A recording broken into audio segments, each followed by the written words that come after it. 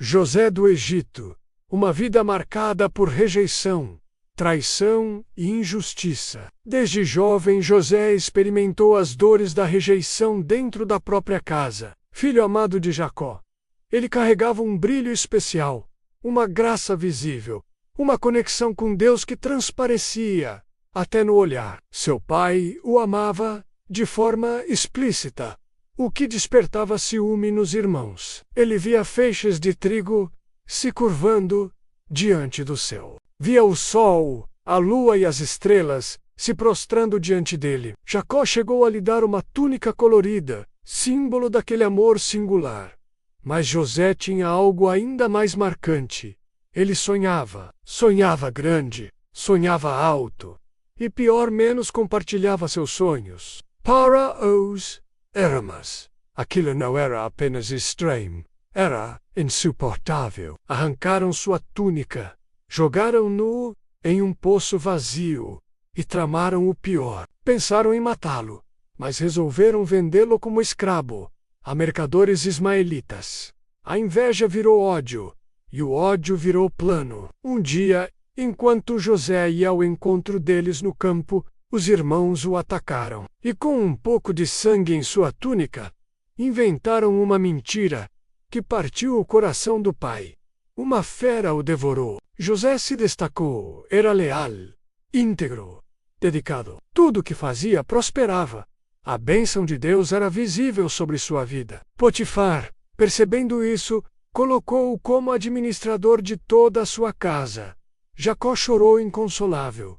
José foi levado ao Egito, traído, disse que um voltaria a servir o rei, o outro seria executado, sem entender nada. Mas mesmo em terra estrangeira, Deus estava com José. No Egito, ele foi comprado por Potifar, um oficial importante do faraó.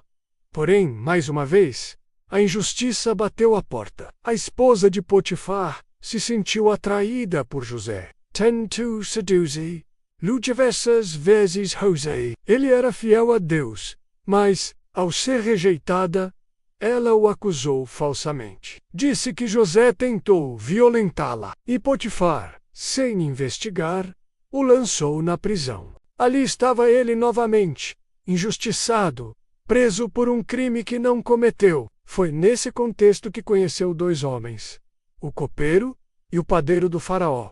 Ambos tiveram sonhos misteriosos, mas, até na prisão, José brilhava.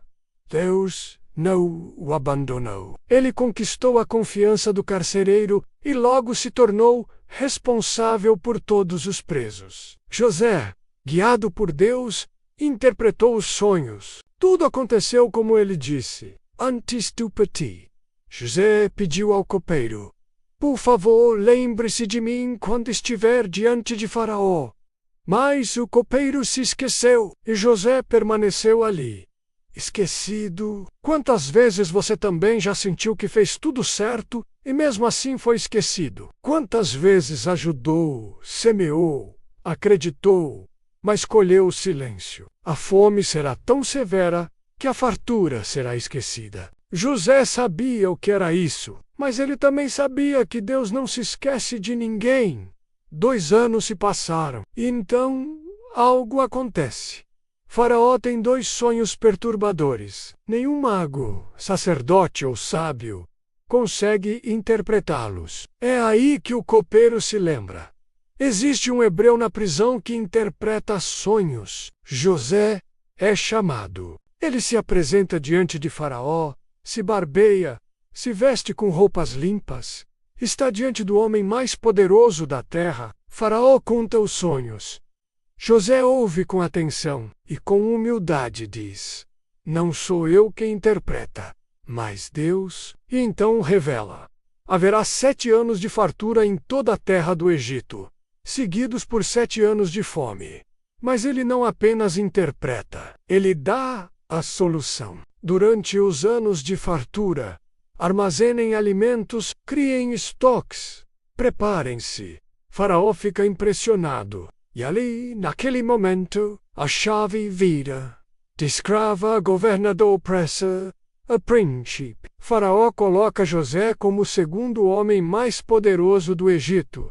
Dá-lhe autoridade sobre toda a nação. Entrega-lhe um anel, roupas nobres, um nome novo. Zafenate Paneia. José tem apenas 30 anos. E agora?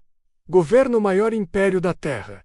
Mas Deus o transformou em bem, para salvar muitas vidas. Durante os 7 anos de fartura, ele organiza, trabalha, constrói celeiros e armazena grãos. Quando os anos de fome chegam, o mundo inteiro vem ao Egito em busca de mantimento. E um dia, entre os que vêm, estão os irmãos de José. Eles não o reconhecem, mas se curvam diante dele, exatamente como no sonho. A cena é forte, emocional, inesperada. Aqueles que o venderam agora pedem comida para sobreviver. José poderia se vingar, poderia se recusar a ajudar, mas seu coração está em Deus.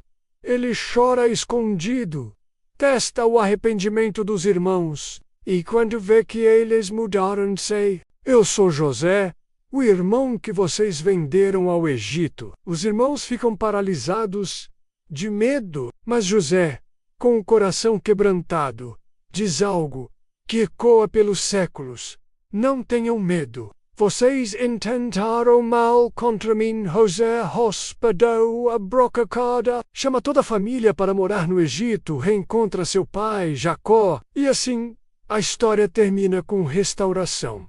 Mas não é o fim. É o começo de uma nova fase. A fase em que o sofrimento não é esquecido, mas transformado em propósito. José é a prova viva de que o plano de Deus não pode ser frustrado.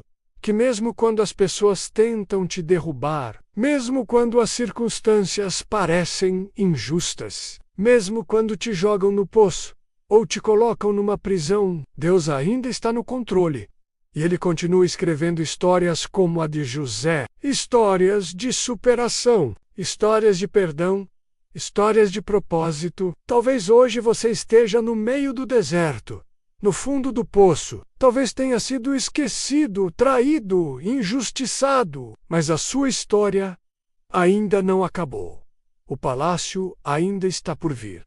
Não desista agora. O mesmo Deus que levantou José pode te levantar também. Se essa mensagem falou com você, escreva nos comentários.